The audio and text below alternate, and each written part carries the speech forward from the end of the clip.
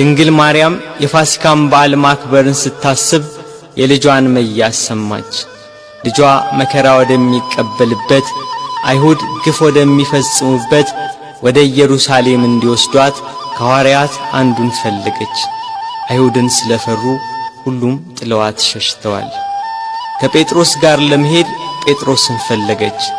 እሱስ የካህናት አለቆችን ስለፈራ ልጅሽን አላውቀውም ብሎ ሸሽቶ ተደብቋል አሏት።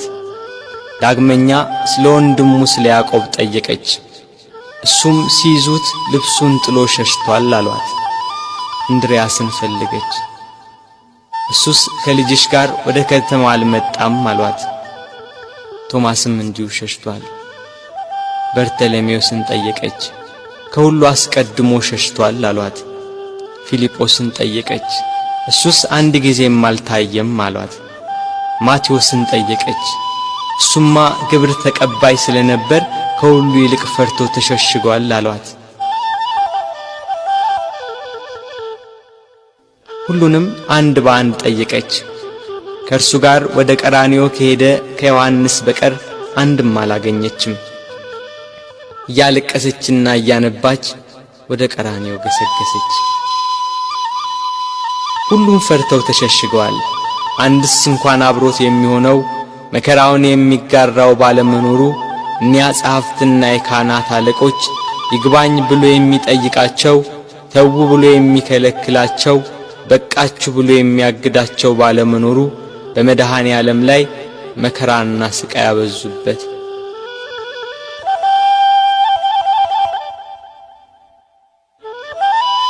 ጲላጦስ እንደ ሕጋቸው ሞት እንዲፈርድበት አደባባይ አቆሙት። ሊቃነ መላእክት በመፍራትና በመንቀጥቀጥ ከፊቱ የሚቆሙለት እርሱን በአደባባይ አቆሙት። የጌታችን የኢየሱስ ክርስቶስ እናት እመቤታችን ቅድስት ድንግል ማርያም ከእህቷ ከቀሎጵያ ልጅ ከማርያምና ከመግደላዊት ማርያም ጋር ከመስቀሉ አጠገብ ቆማ ሆድን በሚያቃጥል አንጀትን በሚቆራርጥ በጽኑ ሐዘን ታለቅስ ታነባ ነበር። በድንግልና ስለጸነሰችው ስለተወደደ ልጇ ድንግል ማርያም ለምን አታለቅስ? 9 ወር ከ5 ቀን በማኅፀኗ ስለወሰነችው ልጇ ድንግል ማርያም ለምን አታለቅስ? የድንግልና ጡት ወተት ስላጠባችው ልጇ ድንግል ማርያም ለምን አታለቅስ? በስደት ከሀገር ሀገር ተጉዛ በግብጽ በረሃ ስለተንከራተተችበት ልጇ ድንግል ማርያም ለምን አታለቅስ? ራሔል ስለ ልጆቿ የምታለቅስ ከሆነች ድንግል ማርያም ለልጇ ለምን አታለቅስ? ራሔል ከአንድ ቦታ ወደ አንዷ ይዛቸው ላልተሰደደችው ልጆቿ የምታለቅስ ከሆነ ድንግል ማርያም በስደትና በስቃይ ወደ በረሃ ለተሰደደችው ልጇ ለምን አታለቅስ? መቃብራቸውን ላላየችው ልጆቿ ራሔል የምታለቅስ ከሆነች ድንግል ማርያም የታተመ የልጇን መቃብር እያየች ለምን አታለቅስ?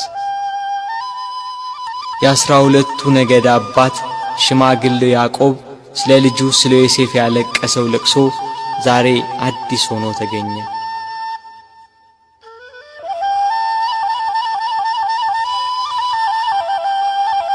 ያዕቆብ ልጁ ዮሴፍን ወንድሞቹ ሲያስሩት አላየም። ድንግል ማርያም ግን ልጇ በመስቀል ላይ ተቸንክሮ አይተዋለች። ያዕቆብ ዮሴፍን ወንድሞቹ ከጉድጓድ ሲጥሉት አላየም። ድንግል ማርያም ግን በአይሁድ አደባባይ ልጇን ተሰቅሎ አይተዋለች። ያዕቆብ ዮሴፍን ልብሱን ገፈው ሲሸጡት አላየም። ድንግል ግን ይሁዳን ለ30 ብር ሸጠው አይታለች። ያዕቆብ በልጁ ደም ሳይሆን የበግ ደም አይቶን ያለቀሰ። መለኮት የተዋሃደው የክርስቶስ ደም ግን ድንግል በምታለቅስበት ጭንጫ ላይ ፈሰሰ። ስለዚህ አለቀሰች።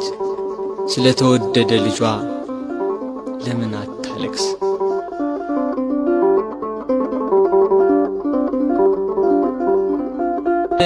ሰባቱ የመላእክት አለቆች መጥተው አረጋጓት፣ አጽናኗት።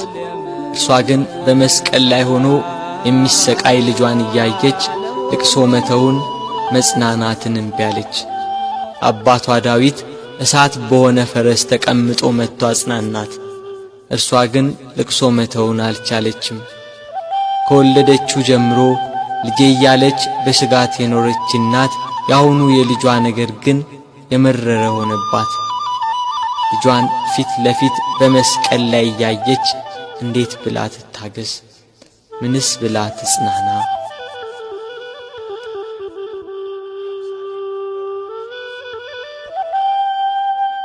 አለመጽናናቷን ያየ ልጇ ወዳጇ እነኋት እናቴን ብሎ የወደው ለነበረው ደቀ መዝሙር ለዮሐንስ አስረከባት። የደሙን መፍሰስ የጎኑን መወጋት የልጇን ሞት ባየች ጊዜ ከሐዘን ብዛት እንዳትሞት ለሚወደው ደቀ መዝሙር ለዮሐንስም ከሐዘን የምታረጋጋ የመዳን ተስፋ የሆነች እናት በመስቀሉ ስር በመገኘቱ እነኋት እናትህ ብሎ የእርሱን እናት ሰጠው። በቀራንዮ ለሚገኙ ሕማምና ሞቱን ለሚዘክሩ ሁላ በዮሐንስ አማካኝነት እናት ተሰጠች።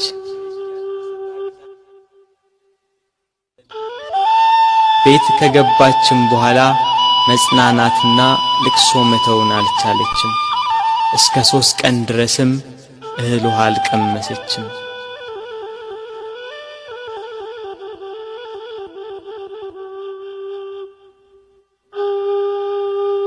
ፀሐይ አናት ላይ ስትደርስ ብርሃኗን ከለከለች። በቀትር ፀሐይ በሚጠነክርበት ሰዓት ኢየሩሳሌምን ጨለማ ወረሳት። ጨረቃም አምላክን በመስቀል ላይ በማየቷ ደም ለበሰች። ከዋክብት ረገፉ። ክርስቶስ በመስቀል ሳለ ትንቢቱ ሁሉ እንደተፈጸመ